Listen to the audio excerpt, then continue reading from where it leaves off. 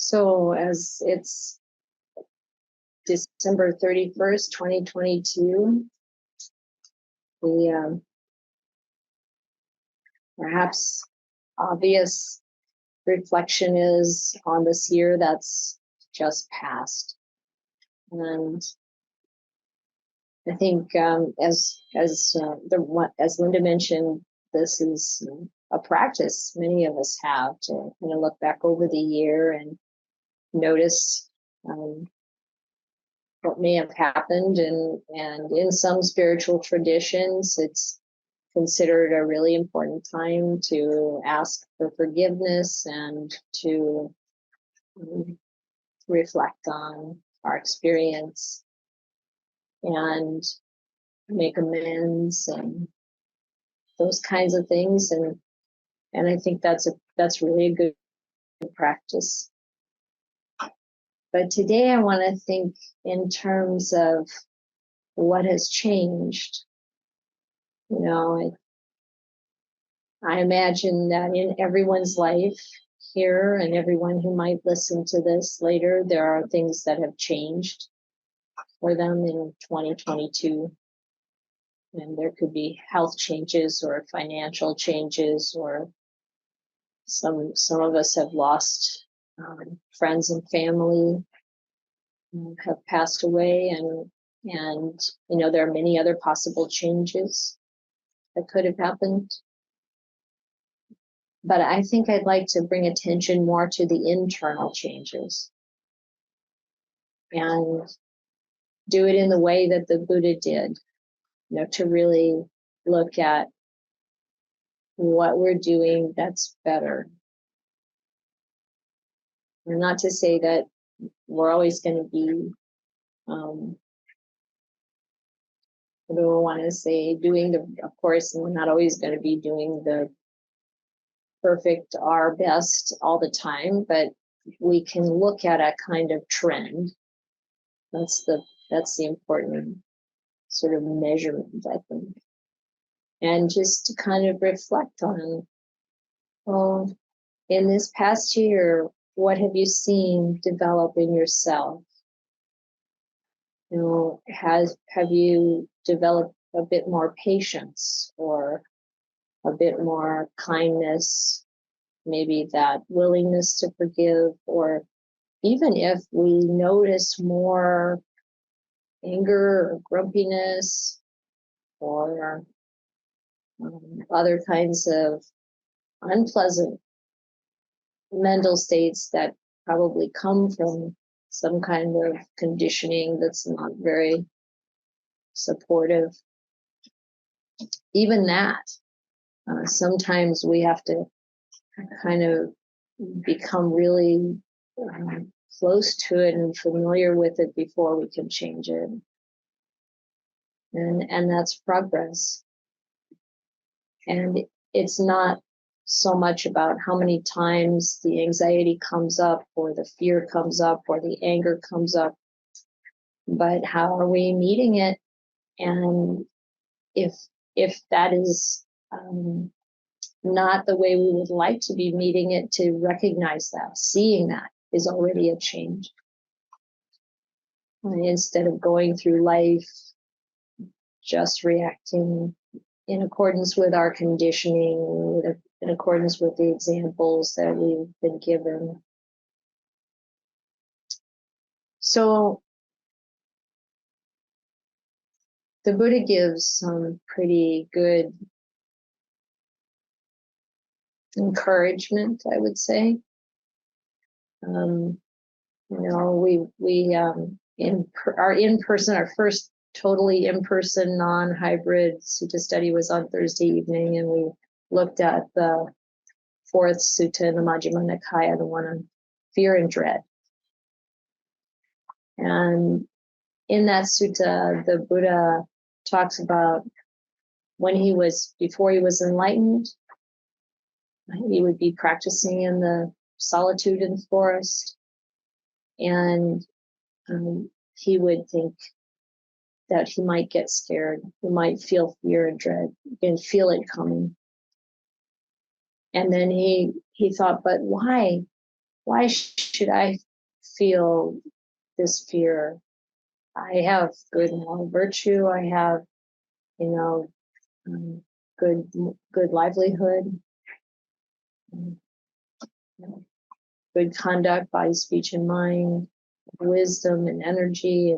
You know, each time this thought of what kinds of things might a person be doing or engaging in that could be a basis for calling up fear and dread.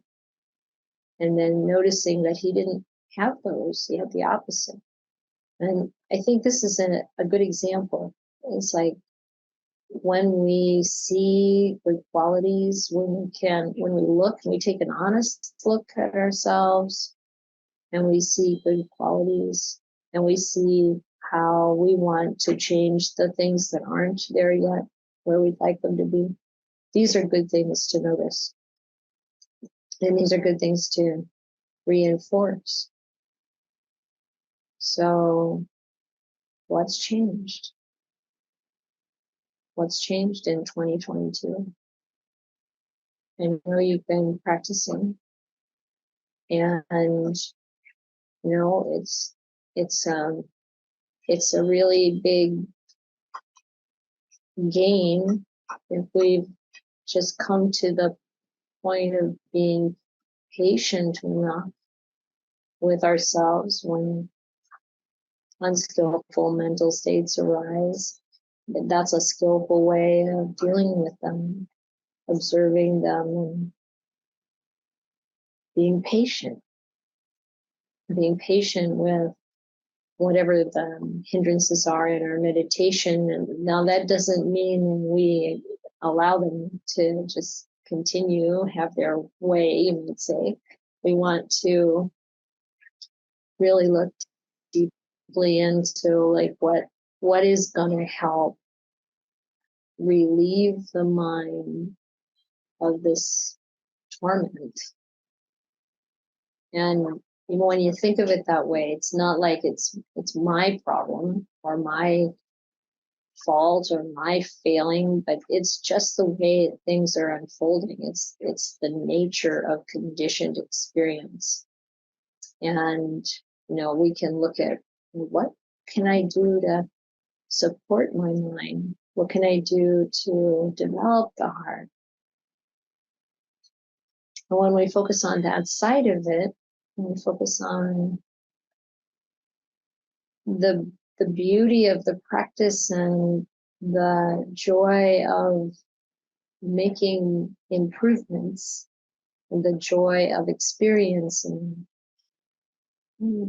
moments of stillness and times when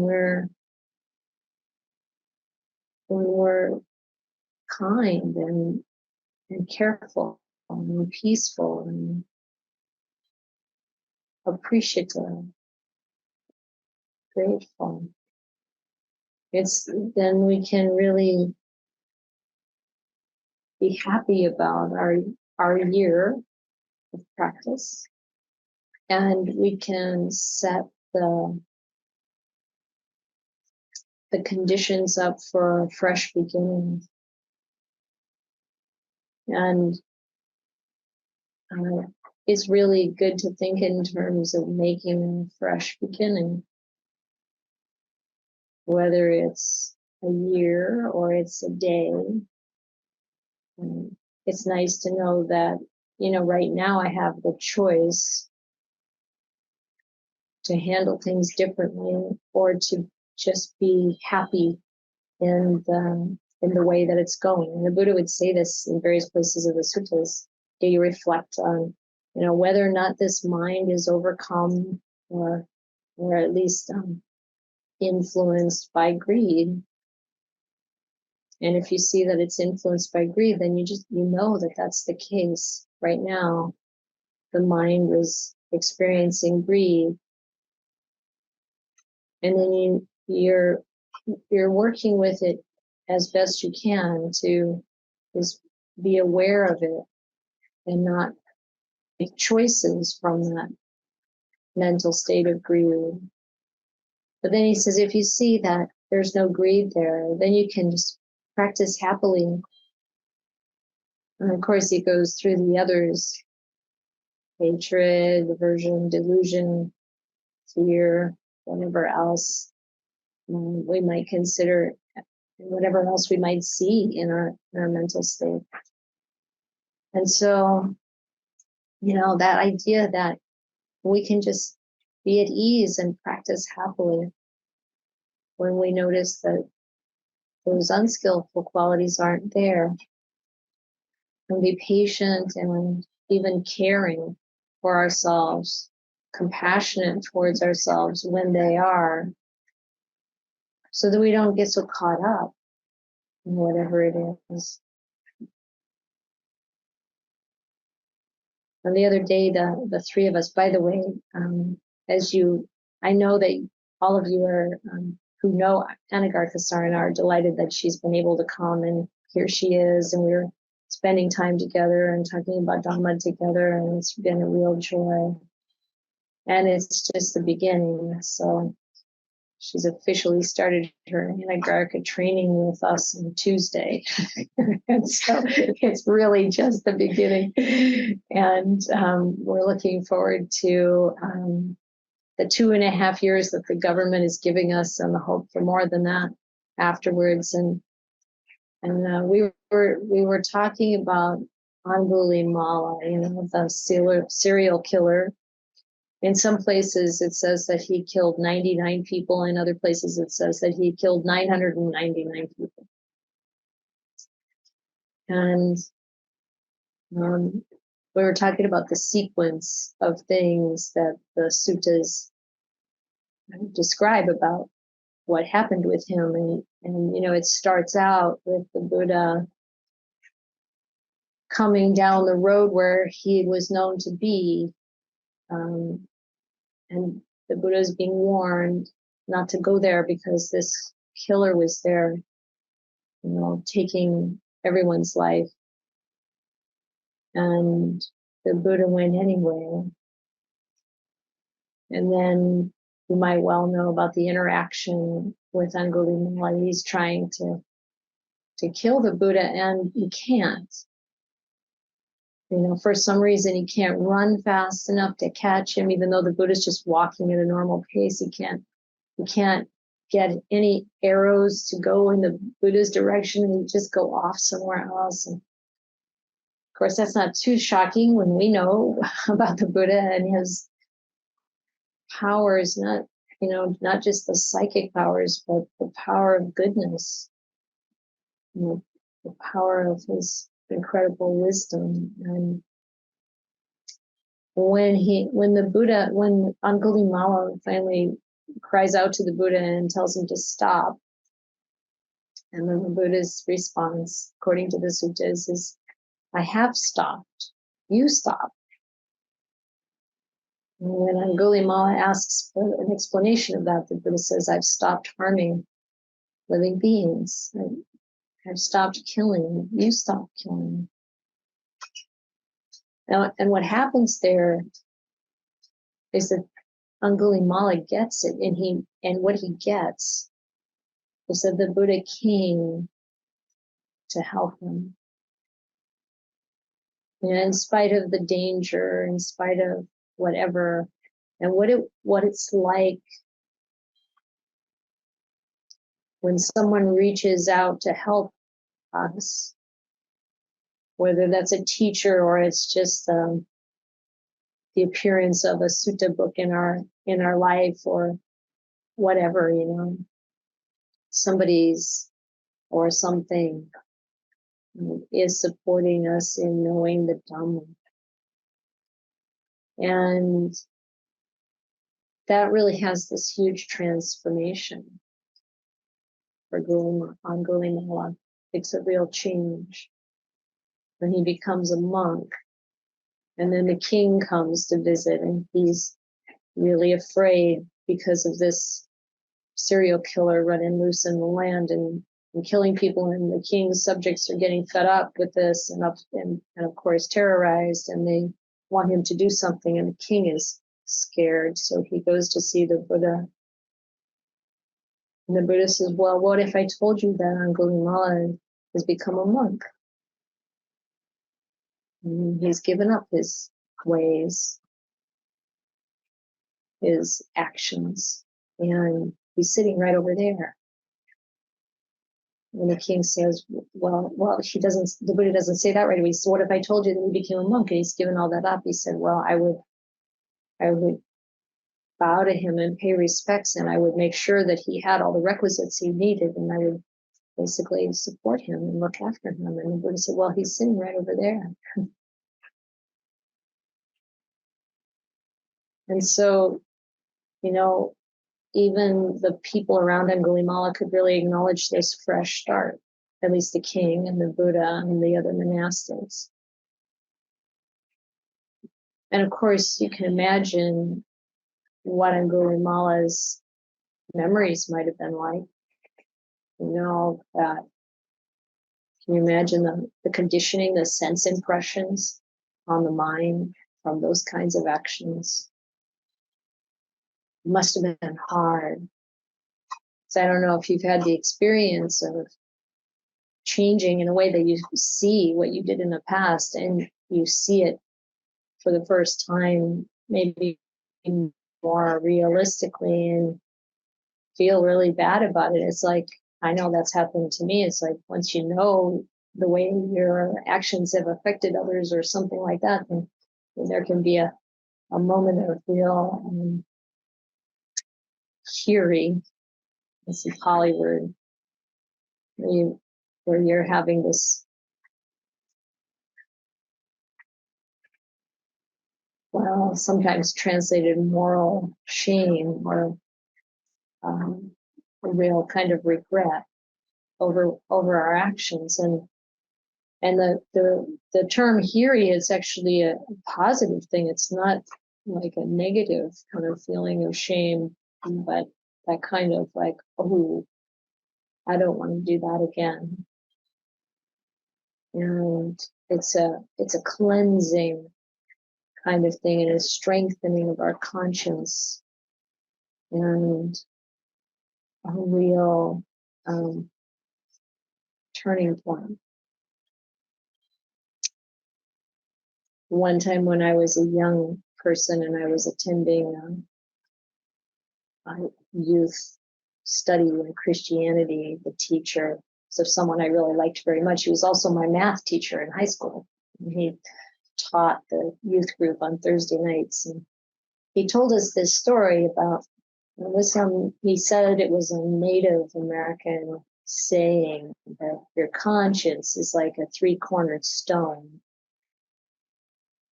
And when you ignore your conscience, what your conscience is telling you, it's like rubbing the stone and kind of like grinding off the points. And the more that you do that, the rounder it gets, and pretty soon your conscience doesn't speak to you anymore because there's no points there. And that encouragement to recognize that when we go, oh, I don't want to do that anymore, like that's a good thing. It's important. And having the sense of self-respect and self-worth that comes from attending to that and then changing. So Angulimala was changing, and I can imagine that incredible generosity of the Buddha and the kindness and the wisdom that came was really such an amazing alchemy. And then we have the story of Angulimala going on alms round, and he sees a woman in labor and she can't give birth, and it's, I don't know, it's hard in our modern medical age to think about what it would be like without the kind of medical intervention we can have these days. Both my children were born cesarean. I might have been in that lady's position the first time around, with a rather large child in there and a really small body. you know, and so he sees this woman and he has so much compassion for her. And he comes back from his alms round and he tells the Buddha about it, and the Buddha tells him, well, go and give this statement of truth. There's very much an idea in early Buddhism that when you speak a statement of truth, it has a power to it, a separation of truth.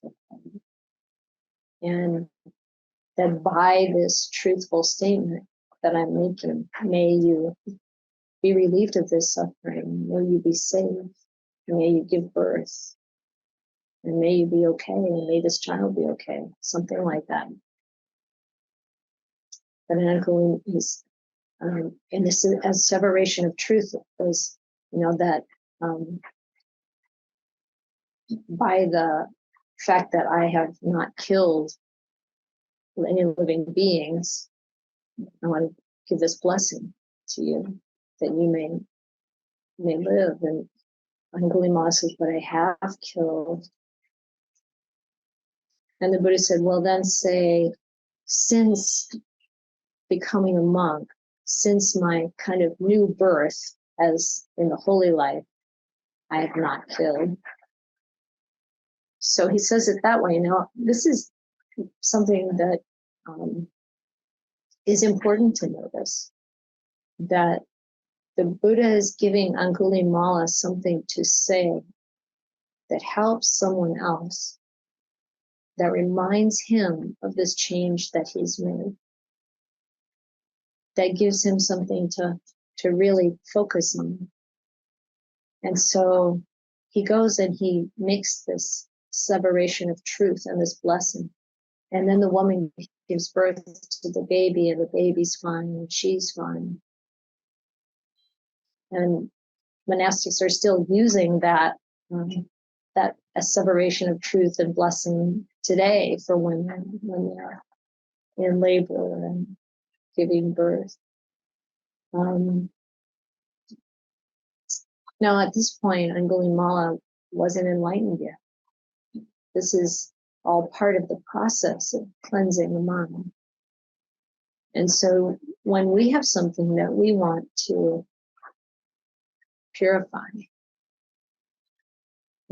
what can we do? We can also put our attention on the change that's happening in us. We can also reach out and help others. It's kind of interesting, isn't it, that after taking all those lives, Angulimala is there to support someone giving birth to someone coming into the world. It's like really, really touching in on supporting whatever it is that would be good that we hampered in the past, you might say. And then it was then at with this practice, this amazing opportunity to live with the Buddha and to be a monk, Angulimala does realize Nibbana. He comes in our home.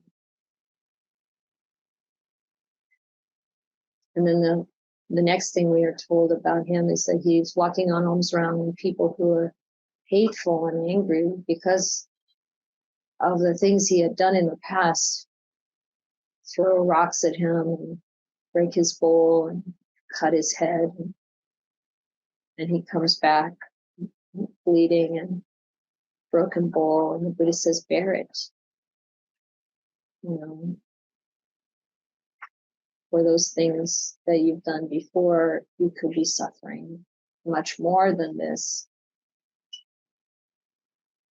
in the next world, but you won't now, because you've realized the truth. Well, if we consider that, we can overcome anything. with the help of the Dhamma and the help of our spiritual friends, with the help of seeing things as they are and applying our energy and effort, really using that Noble Eightfold Path, we really can make a fresh start. You know, that's a dramatic fresh start. And even if we feel like, well, I don't really need a fresh start, my life's pretty good and I've been pretty good. You know, I know a lot of people like that. I have a friend, I think she descended straight from the heaven realms to this life. And I don't know, she hasn't done very much that's wrong ever, I think. And, you know, but there's still, until we're awakened, there's progress to be made. So when maybe our fresh start has to be something like stepping more away from the world, from the siren call of sense, you know, indulgence. Or maybe our fresh start is, you know, really being more patient and kind with our aversion, our grumpiness.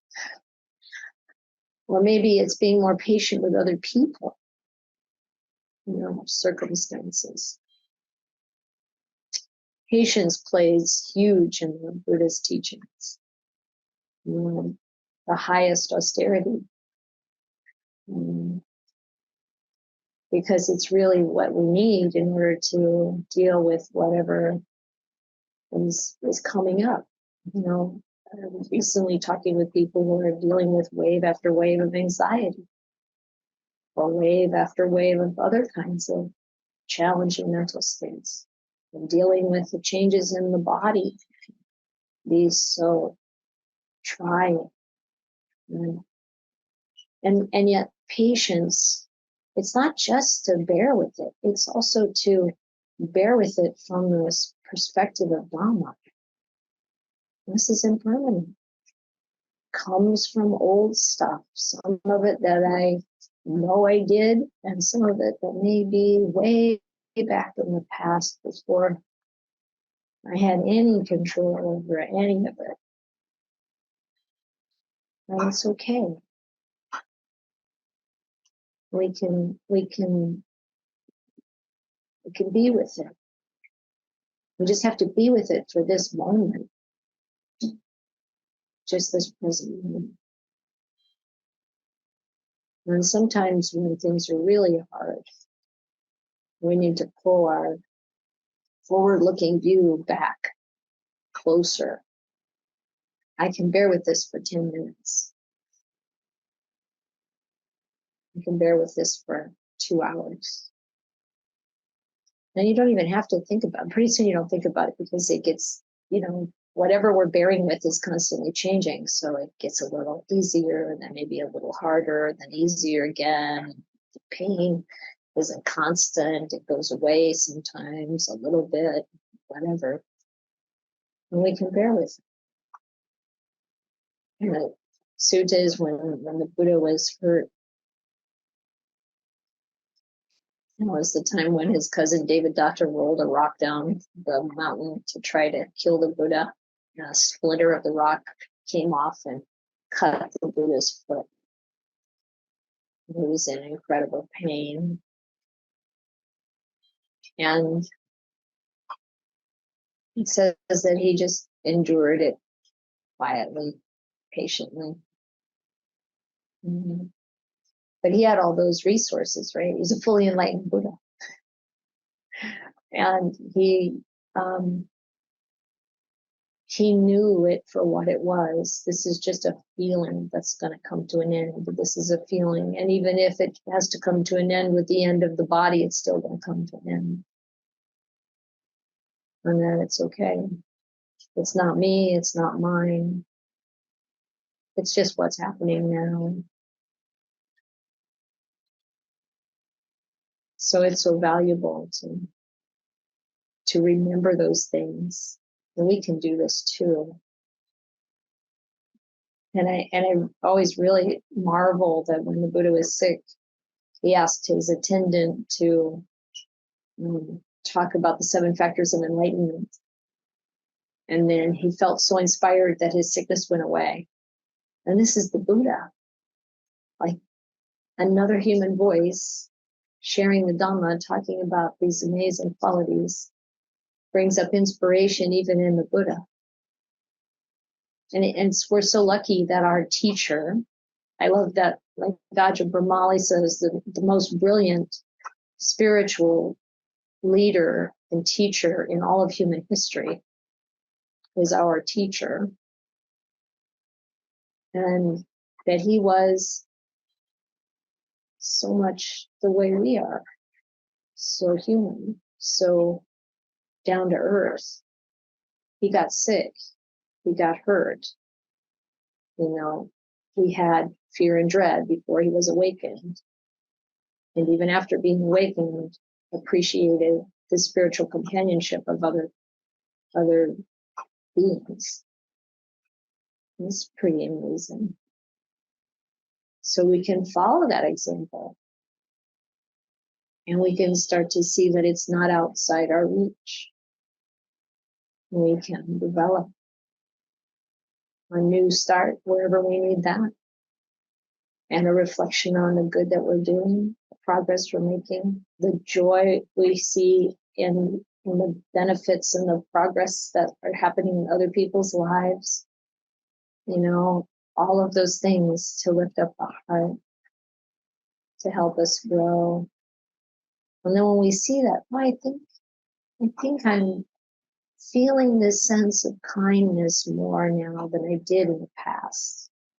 You don't even have to know whether it was last January or whatever. I'm feeling this more. I'm feeling this compassion more now when I see what's happening with other people. When people are being rude or dishonest or even frightening in our presence, now we can see that with compassion a bit more now. It's so beautiful. It's time to remind ourselves that there is progress here. And it's going to keep happening because of our efforts, because of our own spiritual ability, our power that just comes with being a human being. We have this incredible ability to bring up spiritual energy, to tune into spiritual energy, to be morally upright, virtuous, kind, to bring our mind to some level of stillness, to develop wisdom. So I really want to encourage everyone, including myself, to really reflect on our past with this kind of attitude. Really appreciating how change in a positive way is such a gift, such a tremendous gift. And you might have been this kind of person, or you might know the kind of person that really tries to stay the same, really tries to hold things in place. And I shared this simile sometimes before. The way I think of it is I imagine standing in the middle of a stream that's really rushing, and you really have to hold tight to stay in the same place. And that's what it takes. It takes a lot of energy to try to stay the same. So when we let go, but we know how to guide it in the right direction, the change in us is so wonderful. But it takes being willing to let go of our ego, and let go of our glorification of the self. Because if we keep thinking, well, I'm this way, and you've heard people say, I'm not going to change. You may not like what I do, but I'm not going to change. That's a very sad, sad attitude. Because we don't realize that what we're trying to preserve is this vacuous mess. You know, that thing we think is self, that just constantly evokes, like the Buddha said, these people who are practicing in the forest, who don't have good moral virtue, they evoke fear and dread. We evoke all kinds of trouble in our life. That's what karma really is. When we choose to be stubborn, when we choose to be angry, when we choose to be resentful or selfish, whatever, we evoke all kinds of misery for ourselves. And then, it's very humbling to recognize that. But that's a fresh start right there.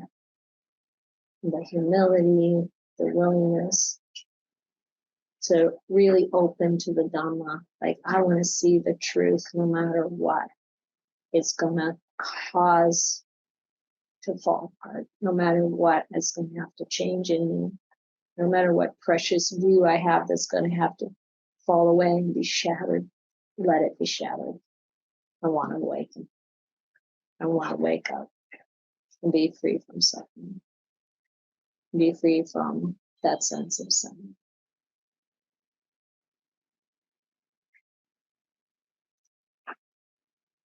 So I'm going to leave it at that. I'm so grateful for this community. I'm grateful for my sisters here and for all the friends involved in this, not just KBV, but this whole practice adventure that we're on. And so every blessing to you for the new year.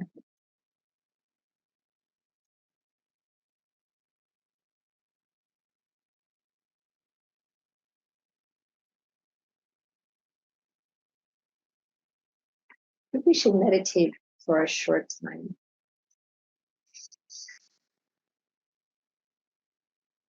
Maybe about 15 minutes, so we have some time for people to share. Love to hear what you're thinking, experiencing. So find a comfortable position.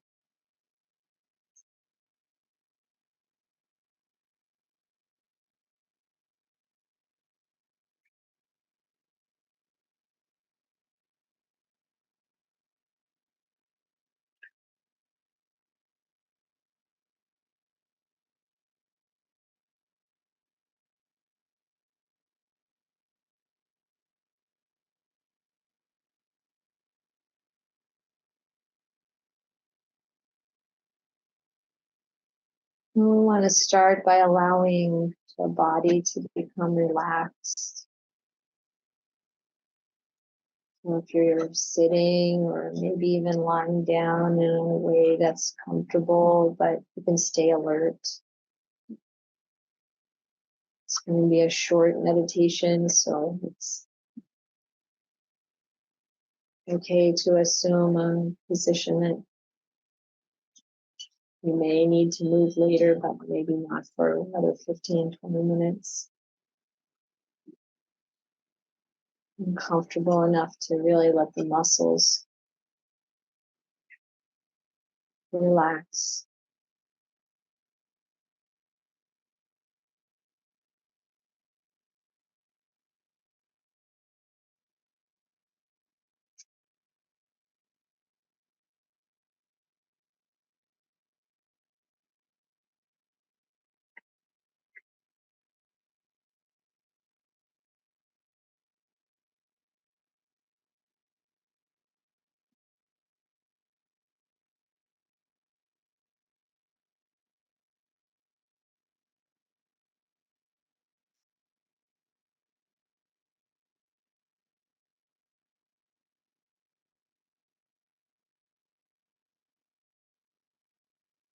And breathing, bringing attention to the breath, and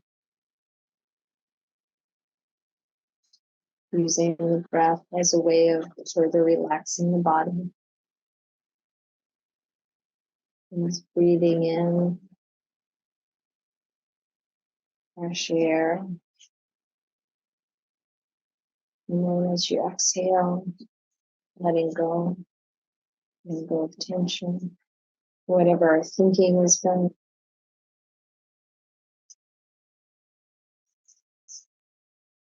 Letting go of thoughts.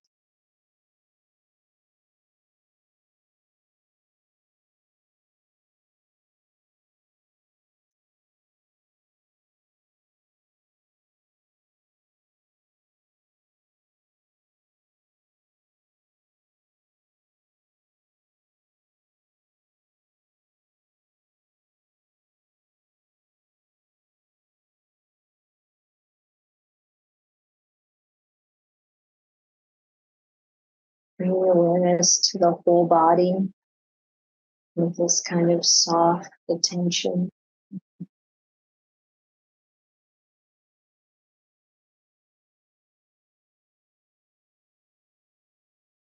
Being present with each in-breath and each out-breath.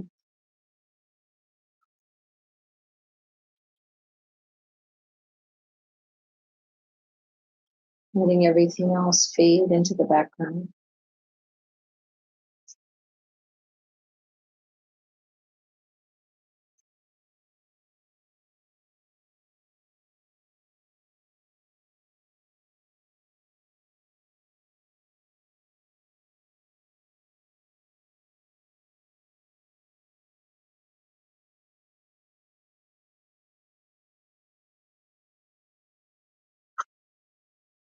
And once the body and the mind are somewhat calm, bringing up some thought or felt sense or some image that really evokes kindness, evokes loving kindness.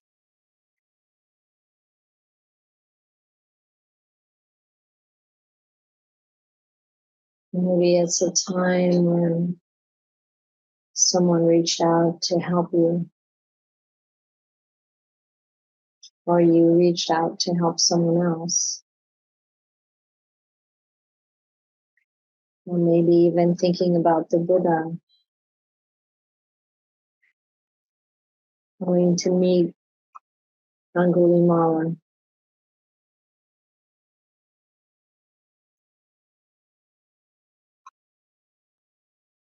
What a beautiful gesture. What a beautiful gift. We can reflect on all of those teachers we've looked to, even the ones we find on YouTube that we've never met before.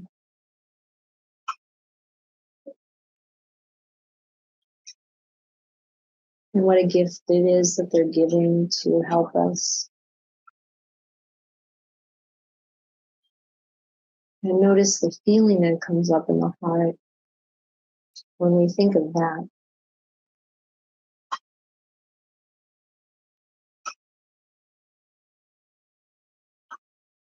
I think about the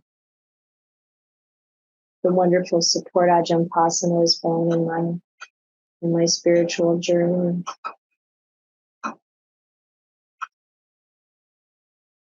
How I came to the point of wishing I could just take care of every need that he has for the rest of his life.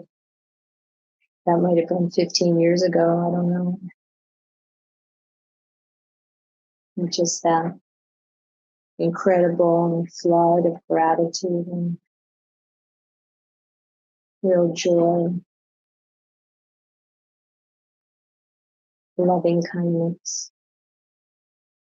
It's all kind of mixed in there together.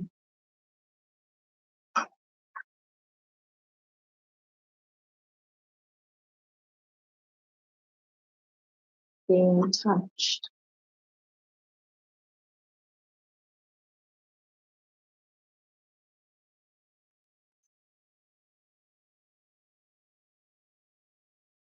being encouraged.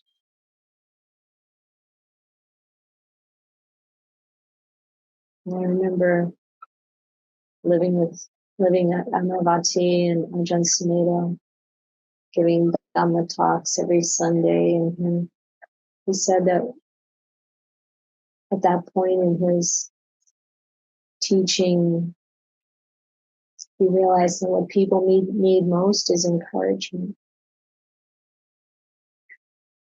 That's what we need most.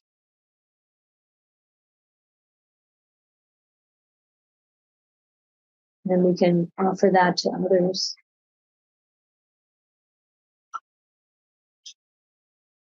And we can offer that to our own mind, just encouraging the mind to be calm, to let go.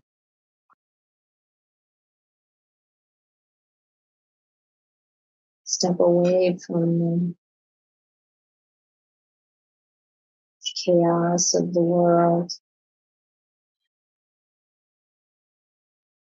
and rest in the Dhamma.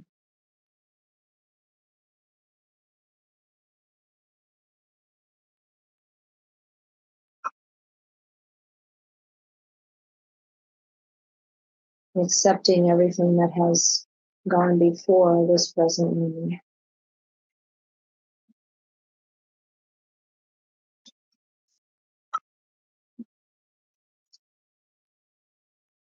And being in this present moment right now, knowing that we have the choice, how we want to go forward, how we want to meet what comes.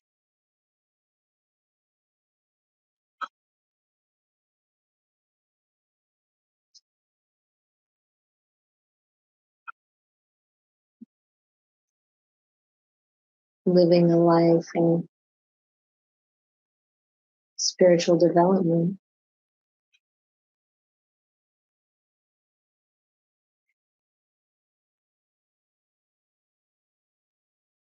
spiritual happiness.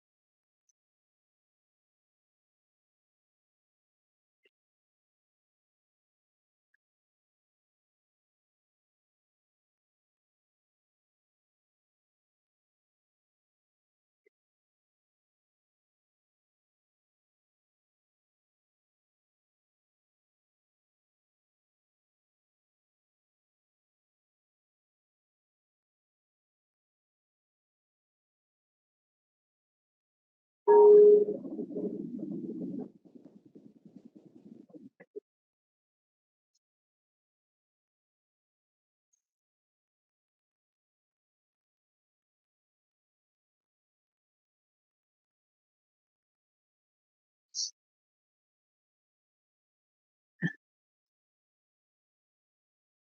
minute ago or so, I opened my eyes a little bit to check the time, and tears fell.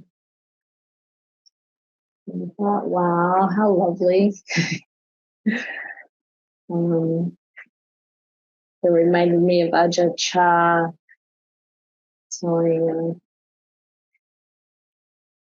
a novice, if you really knew what it was, your eyes would be full of tears every time you bowed to the Buddha.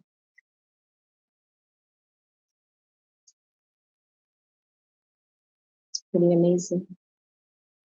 This beautiful path we have. So I would love to hear from you all, and before I ask you to speak, I want to say that I really do listen, like when you write to us, even if I don't answer, or I don't answer for a long time, and when you share the things that are happening, I do hold that in my heart. And so I hope that that somehow feels supportive to you.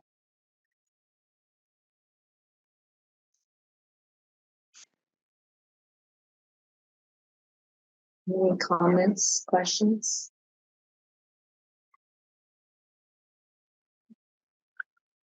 Hi, I found myself getting very sleepy as you were speaking, and we listened to a Dhamma talk yesterday, and it was about when you notice yourself getting sleepy, it may be because you're tired, or it may be because you want to avoid something.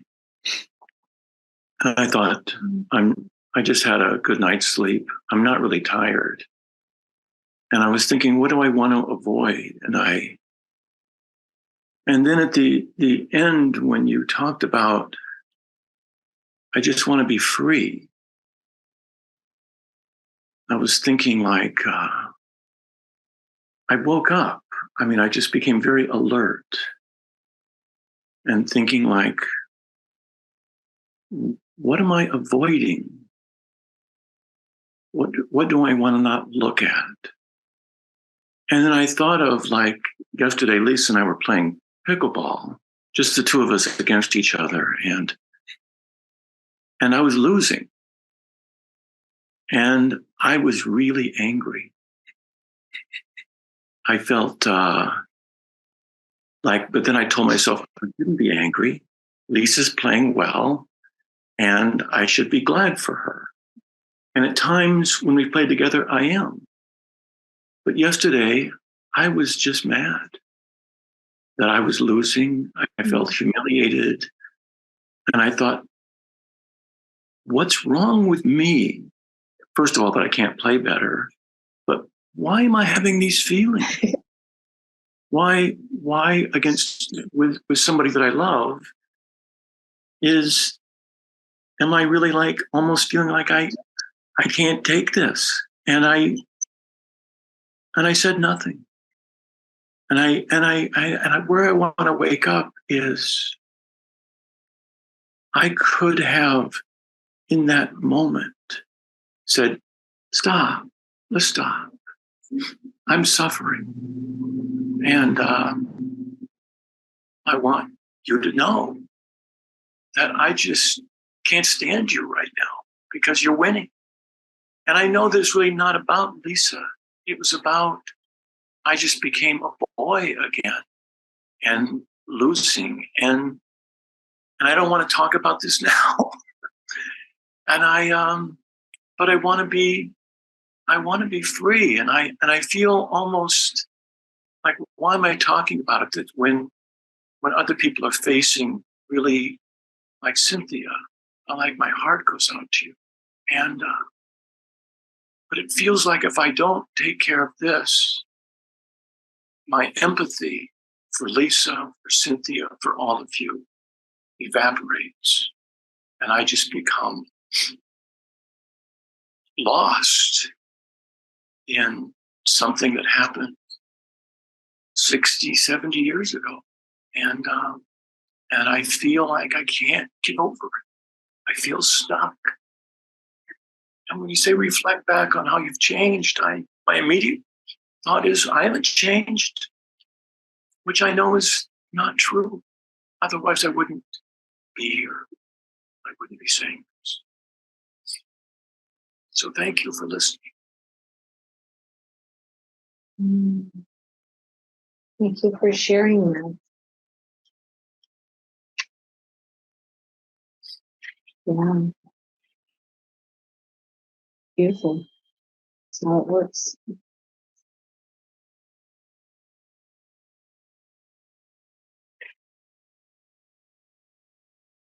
Mm.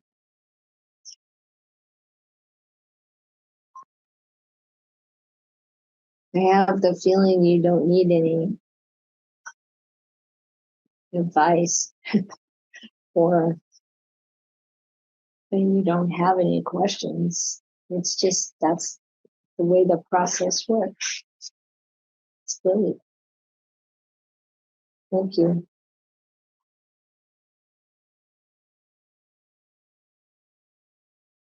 Cynthia?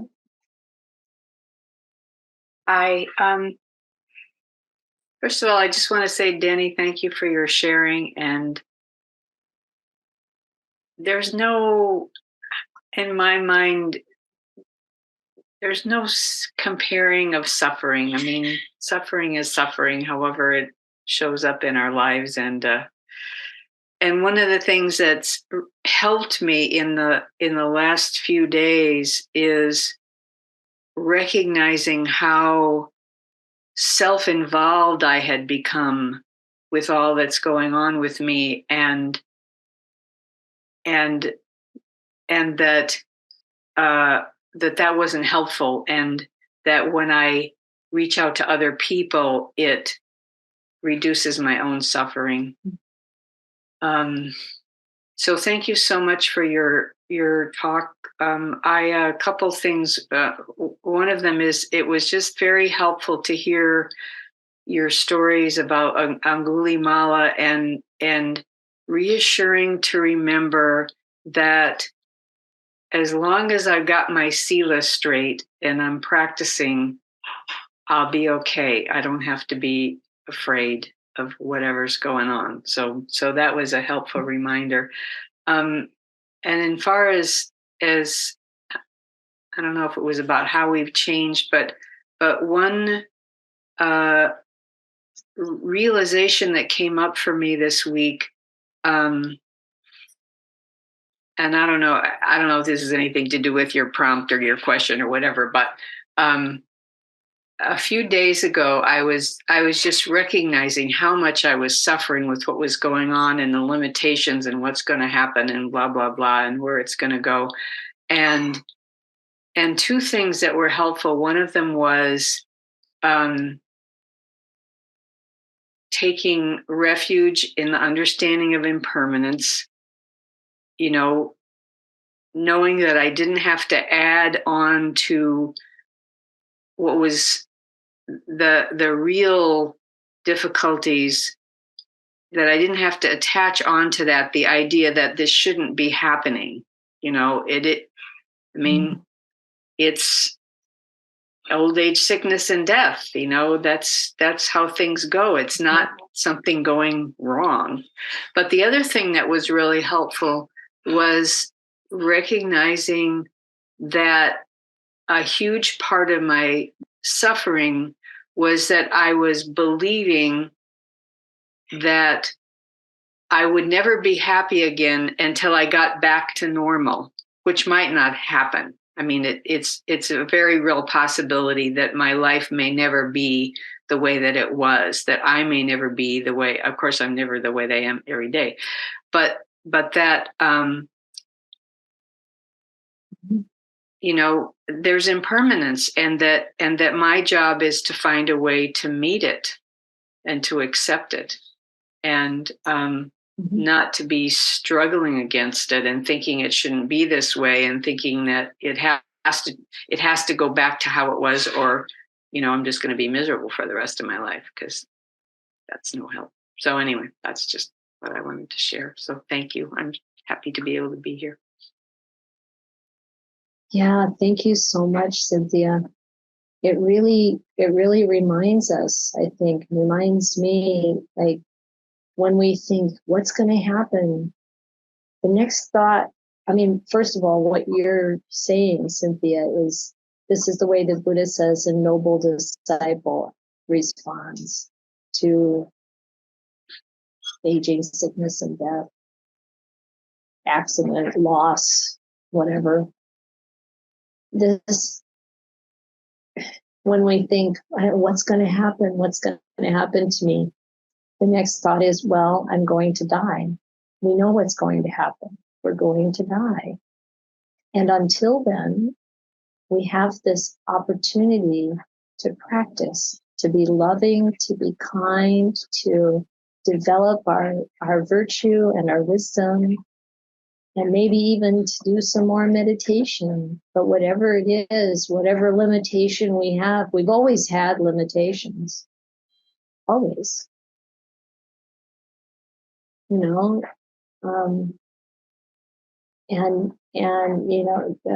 I think an example that someone gave once is, I've always had the limitation that I'm not going to be an Olympic swimmer. It's like there's always been limitations. And, we want to be safe. We want to feel comfortable. And so we've gotten comfortable with the set of limitations that we currently have. And I think the fear is I'm not going to be comfortable with the new set of limitations. But why? We can.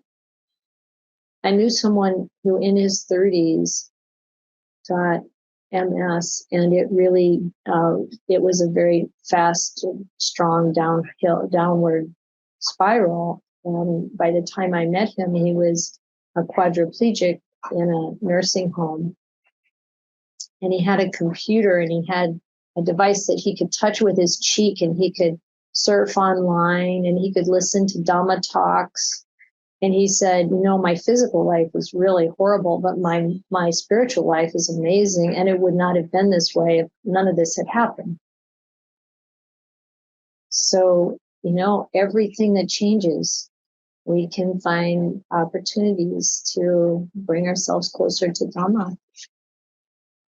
And having that orientation, like you said, as long as your sila is intact and you're looking to the Dhamma, you're absorbing the life of a noble disciple, you're living it. And this is what we're all doing. This is what we're doing. So thank you. Thank you for sharing that.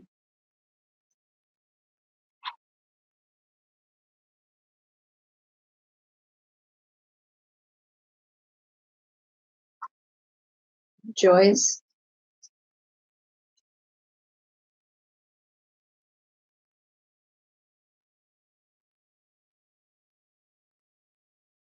Thank you for this opportunity to spend some time really reflecting on the past year. And it seems like a no-brainer, but really, I want to do this because this has been quite a remarkable year, actually. I hate to say this, but thanks to the restrictions we've had in our lives, they've really been focusing a lot on the Dhamma. And I took 2 classes this year. One was on reading the similes, which was very helpful because I just could not understand what we were talking about in the sutta study. It was just too difficult. And the other one was on the Majjhima Nikaya, number 19 and number 20, which is about wholesome and unwholesome thoughts, and then also distracting thoughts. And I've had some just really amazing breakthroughs as a result of that. The thing I started to do is to contemplate. I mean, we are nature. The Buddha says this over and over again. So what is it that makes our lives so complicated and difficult and so much suffering versus the animals? So I started to do these little walks where I tried to just calm down this human part and just be with the sense experiences. And that has produced really remarkable results. I'm not going to go on and on about this, but I was thinking about something you said about like bearing with impatience. It's one of the practices I've done for years is just driving. And if I see something that irritates me about another driver, I didn't realize I was doing this. I look back now and it was because I was sensing the danger in having those feelings. Mm-hmm. And so I would just let it go or just say, I could be making that mistake too. No, I'm no different. I'm a very mistake. So it was very, very freeing. I've done that for years of other things that would irritate me. But during the class on the distracting thoughts, because the thoughts are always have so much me in them, all of them have self-identification in them. And we were on a Zoom call. And as you know, most of you maybe know this, but I have been terrified of speaking in even these Zoom groups, even though you are all lovely spiritual practitioners. I would get myself so wound up inside. I almost burst into tears. I could not share. And it just hit me like just a bolt from above that my identity is so grounded in unworthiness and helplessness. It wasn't pride. It wasn't I'm better than everybody else. That was profound beyond words. And I have really changed as a result. I'm actually a friendly person now. I mean, I don't know. I was going to say, wait, I wrote this down. I just have to look at it. Like I wrote down that I don't recognize myself, but that comes from a place of selfing again. It's a good thing. It feels very dynamic and alive. And I can't explain it, but it's probably just working at it over and over and over. And nature has been extremely helpful to me. And of course, all these meetings have been extremely helpful. So I just want to share that there's possibility.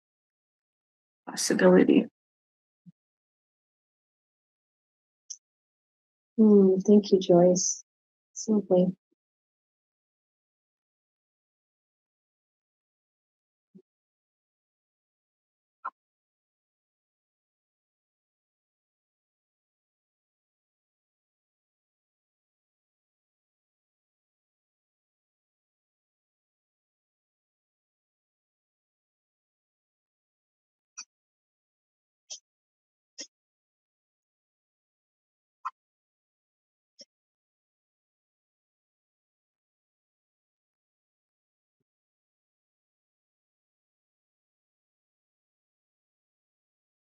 How do you feel when no one has anything to say?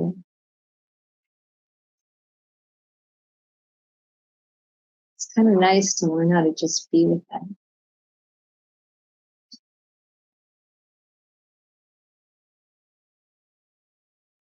Don't have to do anything. You just be in this feeling of friendship and kindness.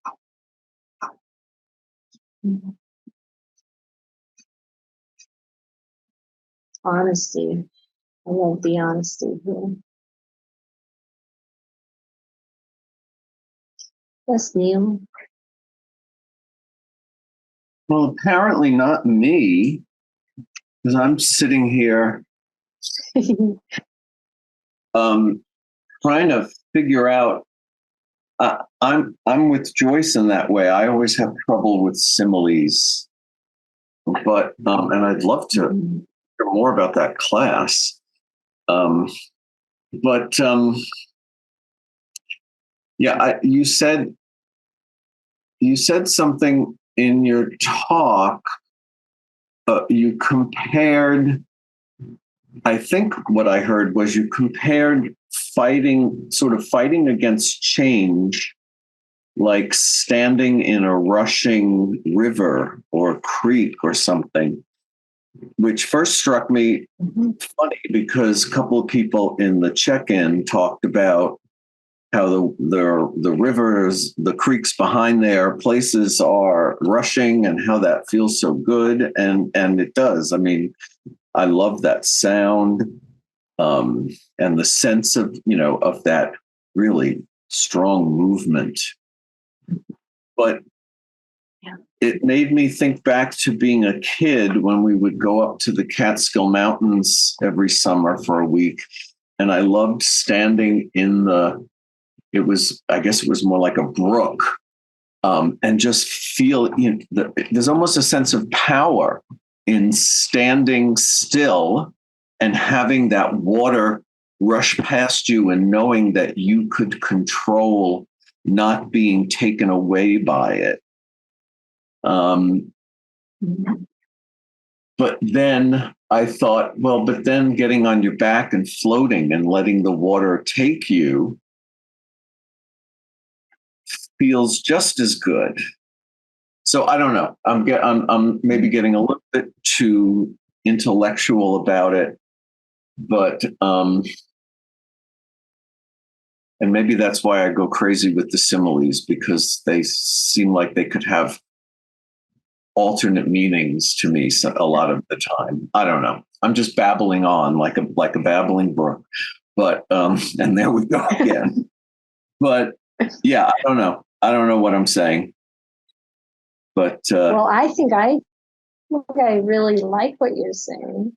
Okay, well, so illuminate us.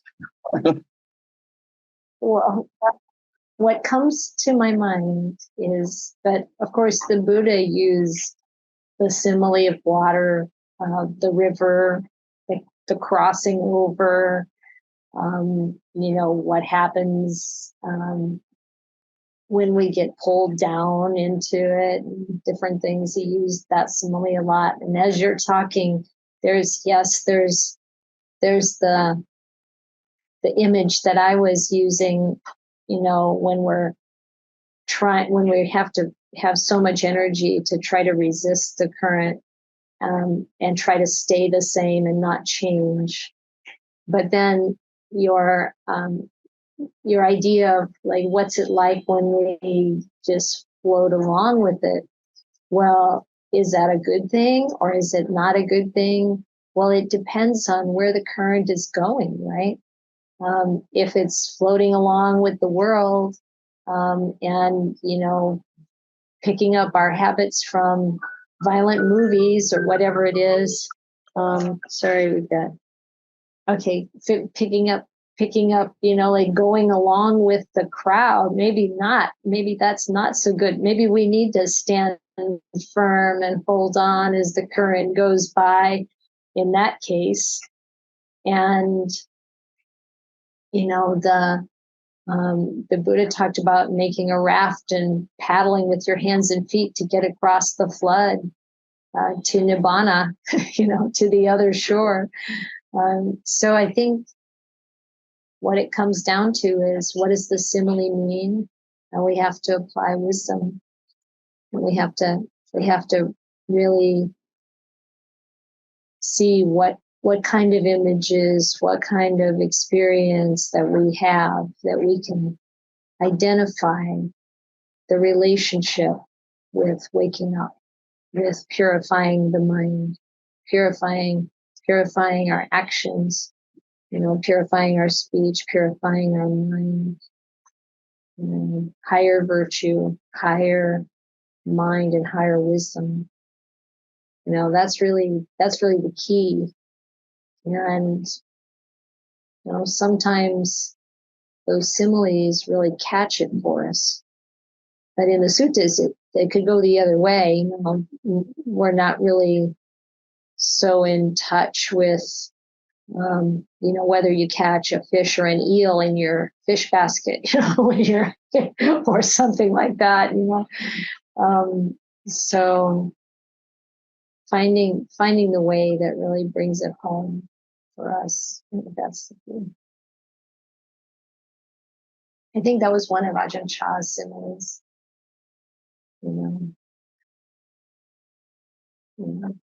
Thank you, Nan. Holly?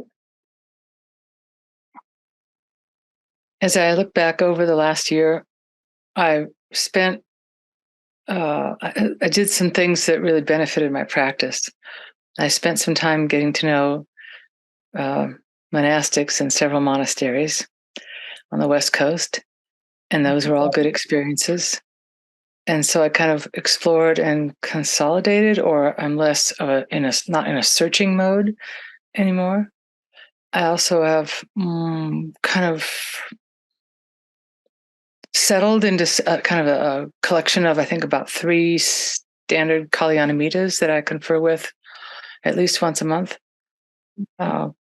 And one of them, I started doing something that mentioned at a Clear Mountain Monastery, which was kind of a lay version of the Upasasa Days confessions. And that's been really, really, I want to say powerful, but it's been more like deep and wonderful. So that's been really good. And I've continued to reshape my life in just small ways, where I've placed a higher premium on times for meditation and times with various meetings and things on the path and readings and what all. So those are the things I have done this past year that are so clearly good for my practice. And it's been a really, really fine investment. And I look forward to continued fruits on the rocky path. Yeah, thank you. Yeah. I mean, I see positive changes in you and in other people also. It's really lovely. Yeah. I'm reminded of my mom.